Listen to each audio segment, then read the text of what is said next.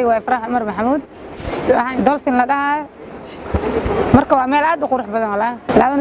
inuu wadanka sanksi oo kasii hormarsanaado insha Allah oo nolol soo dalxiista kuwa oo Yurub jiraan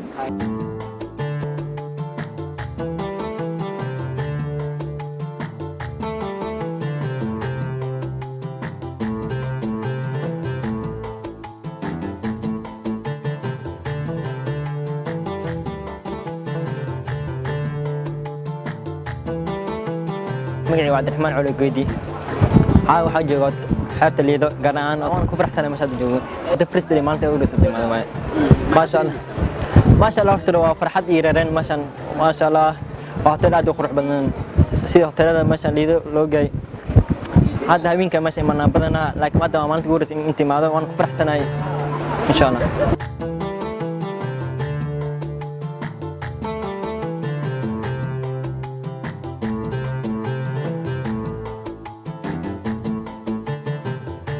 la dareenkayga lama qiyaasi karo anoo wadankayga joogo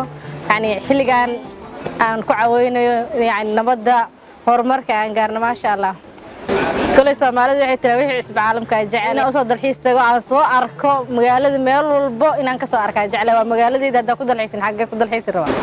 wadankeena waxaan ka rajeynayaa insha Allah inuu israaco oo yani horumar gaaro waxbarasho hadhiin meel walbo يعني dad adduunka laga aqoonsado sida barismaadka aan ahaan jirnay inaan noqono oo dad yani loo soo tahriibo aan noqono insha Allah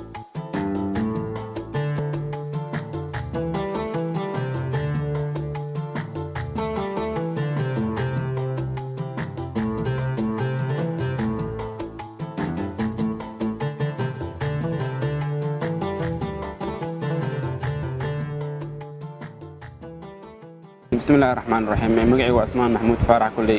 waxaan rajeynaa wadan kasaan kasii wanaagsanaado ما شاء الله كلي maantana waa sanadkan 2018 waxa way wadan كلي aad u wanaagsan yahay wax qabadka dawladda ay qabatay waan rajeynaa inay sidaan si ka fiican inay insha Allah noqon doonto dawladda insha Allah والله كلي هذا wax qabad in Soomaaliya garabka is qabsato wax qabad la geliyo la maal geliyo ay u baahan tahay yani fikir ahaanteeda